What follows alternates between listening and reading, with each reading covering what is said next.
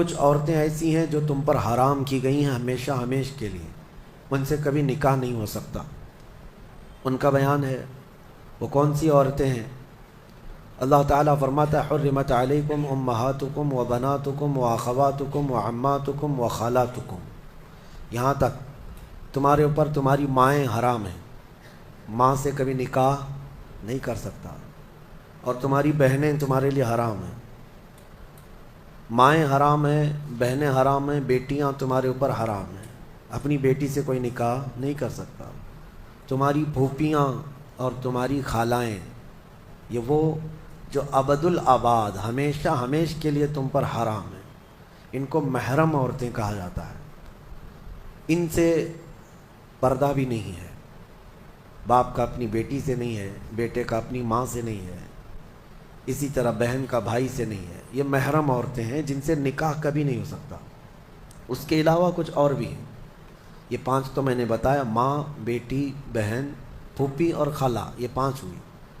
اب آگے رب تعالیٰ فرماتا ہے وَأَخَوَاتُكُم مِّنَ الرَّضَاعَةِ، یعنی دودھ شریک بہن ہے، یعنی تمہارے ماں کا دودھ کوئی اور لڑکی پی ہے تو وہ تمہاری رضائی بہن ہو گئی، یا تم نے کسی خاتون کا دودھ پیا تھا اپنی ماں کے علاوہ، اپنی ماں کے علاوہ کسی اور کا دودھ پیے تھے، تو اس عورت کی جو بیٹی ہوگی وہ تمہاری رضائی بہن ہوگی، اس سے کبھی نکاح نہیں ہو سکتا۔ یہ رضائی بہن، دودھ شریک بہن اس کو کہا جاتا ہے۔ پھر 7ویں نمبر پر وہ امہات نسائکم، اور تمہاری بیویوں کی مائیں، یعنی ساس سے کبھی نکاح نہیں ہو سکتا، حتیٰ کہ اگر تمہاری بیوی کو تم نے طلاق دے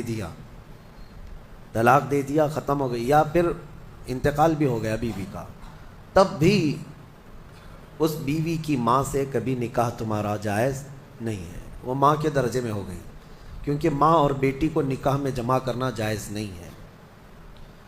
وَرَبَائِبُكُمُ اللَّاتِي فِي حُجُورِكُم مِّن نِّسَائِكُمُ اللَّاتِي دَخَلْتُم بِهِنَّ، یا پھر وہ لڑکی جو تمہاری خود کی تو نہیں ہے لیکن تمہاری بیوی کی لڑکی ہے، یعنی کسی اور شوہر سے ہوئی ہوگی، اس لڑکی کے ساتھ نکاح بھی تمہارا کبھی جائز نہیں ہوگا۔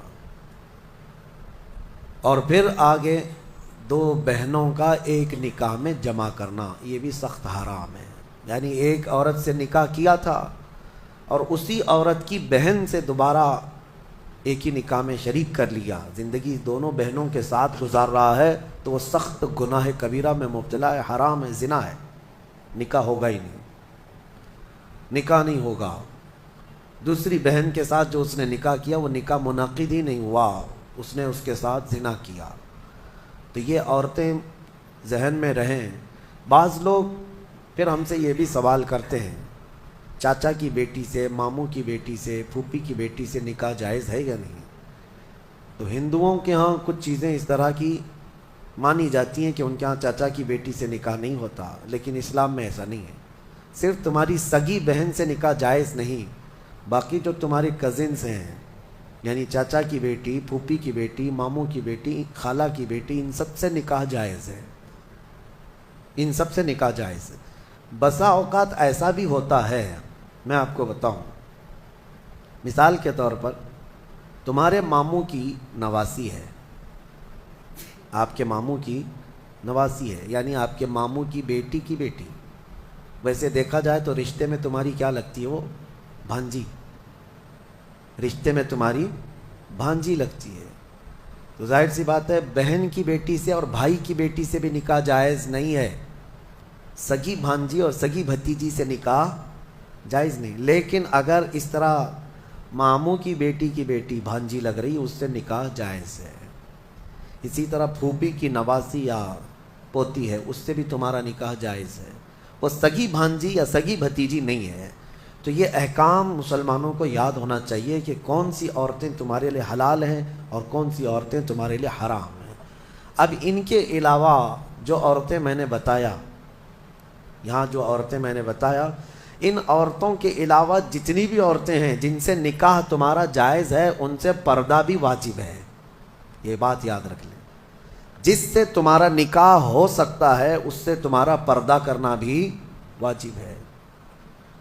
یہ ہمیشہ ذہن میں رہے. محرم عورتوں سے صرف پردہ نہیں ہے، باقی غیر محرم جتنی بھی عورتیں ہیں، تمہاری چچا کی بیٹیاں، تمہاری پھوپھی کی بیٹیاں، تمہارے ماموں اور خالہ کی بیٹیاں، جن سے تمہارا نکاح جائز ہے، ان سے پردہ بھی ضروری ہے. پردہ ضروری ہے. اور اسی میں شریعت کی پکڑ بھی ہے. اللہ تبارک و تعالیٰ کی بارگاہ میں اس کی پکڑ ہے. اب آگے آئیں. اللہ تبارک و تعالیٰ نے گھریلو احکام کے متعلق فرمایا الرجال قوامون علی النساء. مردوں کو ہم نے عورتوں پر حاکم بنایا ہے. حاکم کا مطلب یہ نہیں ہے کہ بیلچہ لے کر کے اس کو ہانکتا رہے، یا پھر حاکم کا مطلب یہ بھی نہیں ہے کہ رسی اور ڈنڈا لے کر کے اس کے پیچھے پڑا رہے.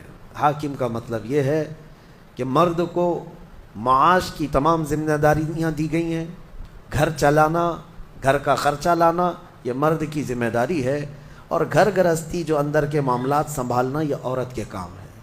اگرچہ آج زمانے میں بدل گیا، کچھ مرد گھر میں بیٹھے ہیں اور عورتیں کام پہ ہیں. انہوں نے فطرت قانون کا بدل لیا ہے. اب یہاں پر کچھ لوگ یہ سوال بھی کرتے ہیں کیا عورت کا کمانے کے لیے نکلنا جائز ہے یا نہیں ہے.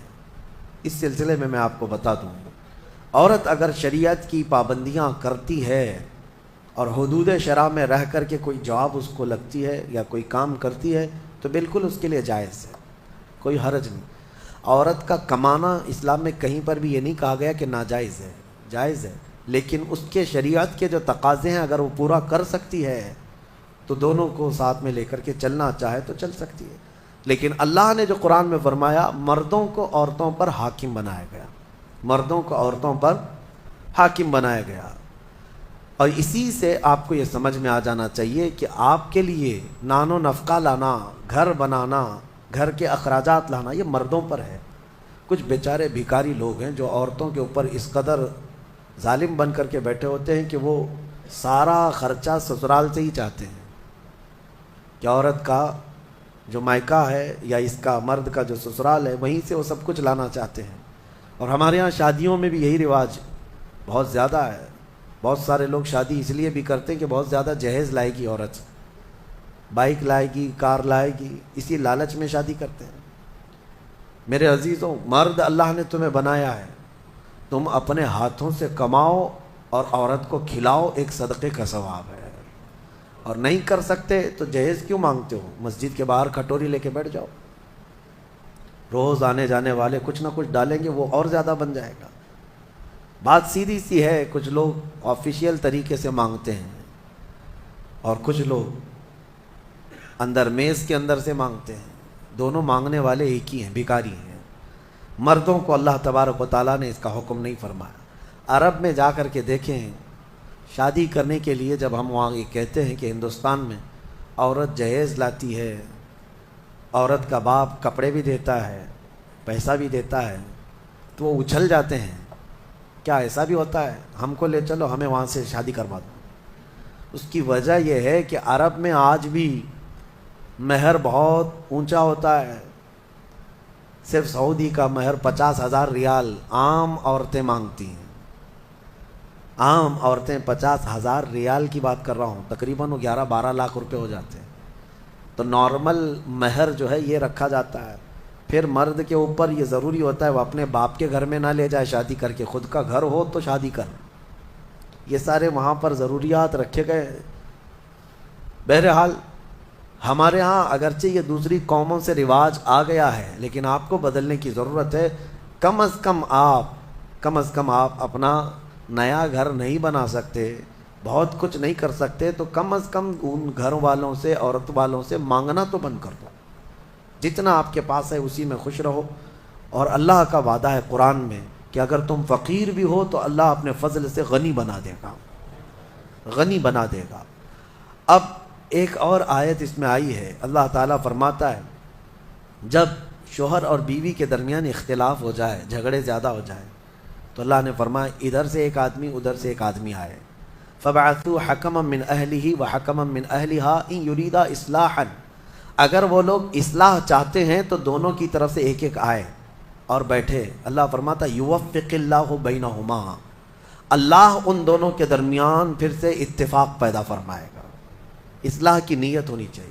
لیکن مشورہ میرا یہ ہے کہ دونوں طرف کی ساسوں کو نہ لایا جائے.